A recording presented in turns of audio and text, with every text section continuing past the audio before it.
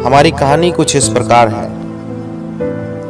एक बार एक दूध बेचने वाला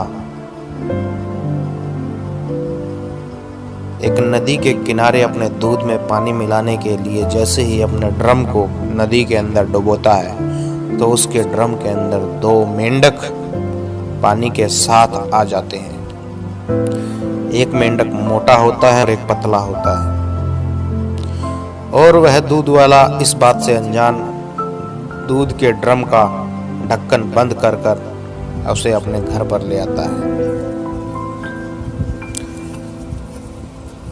ड्रम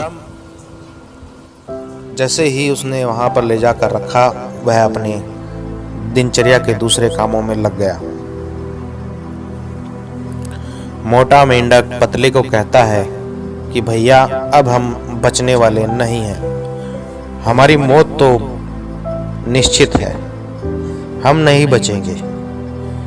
पतले वाला मेंढक कहता है कि भाई धैर्य रखो, हम जरूर बचेंगे, हम यहाँ से निकलेंगे और हम यहाँ से जरूर निकलेंगे भाई। मोटा मेंढक कहता है कोई रास्ता हो, कोई चारा हो तो ही बचेंगे ना। पतला मेंढक कहता है भाई एक काम करो, तुम अपने हाथ पैर चलाते रहो ताकि तुम इस दूध में ना डूबो। अगर हम हाथ पैर चलाते रहेंगे तो हमारे बचने के चांस भी उतने ही ज्यादा हैं। और मोटा मेंढक पतले मेंढक की बात को सुनकर अपने हाथ पांव चलाने लगता है। दोनों हाथ पांव चलाते रहे।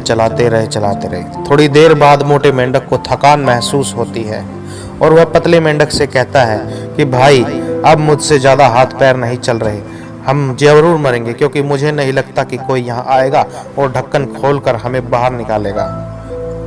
पतला मेंढक कहता है भाई जब तक कोई आए या ना आए, हमें अपने हाथ पैर जरूर मारते रहना है, क्योंकि हमारा पहला काम यह है कि हम इस दूध के ड्रम में डूबकर ना मरे।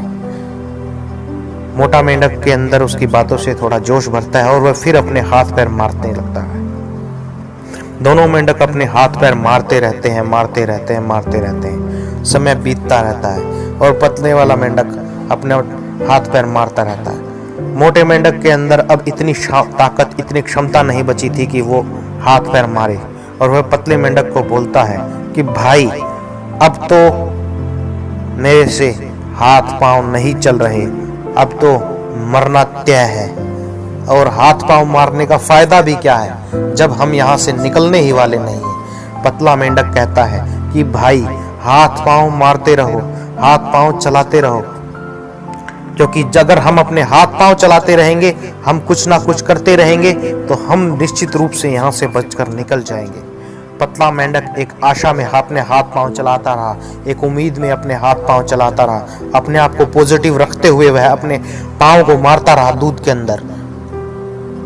मोटे मेंढक ने आस छोड़ दी और वह शिथिल हो गया और थोड़ी ही देर में उसकी मौत दूध में डूबकर हो गई। पतला मेंढक उसकी मौत को देखकर घबराया नहीं और उसने अपने होश में रहते हुए अपने हाथ पांव चलाता रहा। दूध के ड्रम का ढक्कन खोलने के लिए वहां कोई नहीं आया। थोड़ी देर में क्या हुआ जानते हो दोस्तों? थोड़ी देर में क्या होता है, पतले मेंढक को अपने पांव के नीचे कुछ सख्त, सॉलिड, कुछ ठोस महसूस होने लगता है और वह अपने पांव चलाता रहता है और थोड़ी देर में उस दूध में से मक्खन निकल आता है और क्रीम निकल आती है दोस्तों, और वो क्रीम उस मेंढक को ऊपर उठा लेती है, मेंढक को दूध की सतह से अपने आप ऊपर उठा देती है। और उसके जो निरंतर प्रयास था अपने पांव चलाने का, हाथ पांव मारने का, और बिना थके उसने जो एक अपनी अद्भुत क्षमता का परिचय दिया था, उसने उसको रिजल्ट दिया और वह अब दूध की सतह पर, एक क्रीम के सतह पर आकर बैठ गया था। दूध की परत के ऊपर अब क्रीम की परत थी जो मेंढक को सहारा दे रही थी, सपोर्ट दे रही थी। थोड़ी देर में दूध वाला आता है, ढक्कन खोलता है और मेंढक को निकालकर बाहर फेंक देता है। दोस्तों, कहानी से हमें क्या शिक्षा मिली? कहानी से हमें क्या शिक्षा मिली दोस्तों? कहानी से हमें यही शिक्षा मिली कि हमें जीवन के अंदर कभी भी स्थिर होकर, कभी भी निढाल होकर अवसरों का इंतजार नहीं करना चाहिए। जो हमारे पास है उसी में हमें अवसर तलाशने चाहिए, क्योंकि उन्हीं में से हमें संभावनाएं मिलेंगी और हम जीवन में आगे बढ़ेंगे। अगर हम यह सोचकर बैठे रहेंगे कि हमें अवसर आकर खुद कहेंगे कि लो हमें ग्रहण करो, ऐसा कभी भी संभव होने वाला नहीं है दोस्तों। ऐसा कभी भी संभव होने वाला नहीं है। अपने निर्धारित स्रोतों से ही, आपके सीमित स्रोतों से ही आपकी अपार संभावनाएं निकलती हैं। अगर आपको आपके सीमित स्रोतों में ही संभावनाएं नहीं दिखती तो आपको चाहे स्रोतों के भंडार में ले जाकर भी बैठा दिया जाए तो आप कुछ नहीं कर पाएंगे दोस्तों। जो लोग यह सोचते हैं कि हम छोटे शहर से निकलकर बड़े शहर में चले जाते हैं, वहां हमें रोजगार भी मिलेगा, खाना भी मिलेगा, रहना भी मिलेगा, सहना भी मिलेगा, सब कुछ मिलेगा, यह उनकी बहुत बड़ी भूल होती है दोस्तों।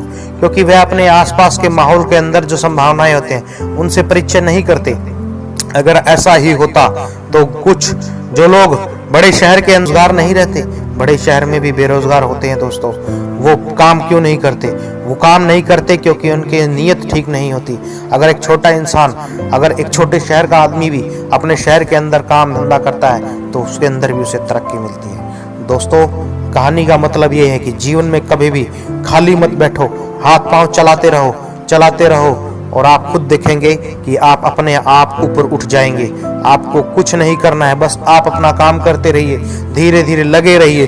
काम को छोटा बड़ा यह मत सोचकर कीजिए कि छोटा है यह बड़ा काम है, मुझे तो बड़ा ही काम मिलेगा तो ही मैं काम करूंगा। जो भी काम मिल रहा है उसको ग्रहण करो और उसमें लगे रहो।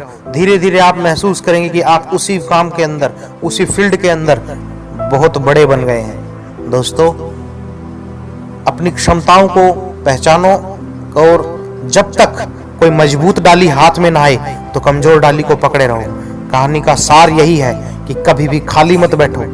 आपके कर्म के अंदर ही आपका उद्धार छिपा है दोस्तों।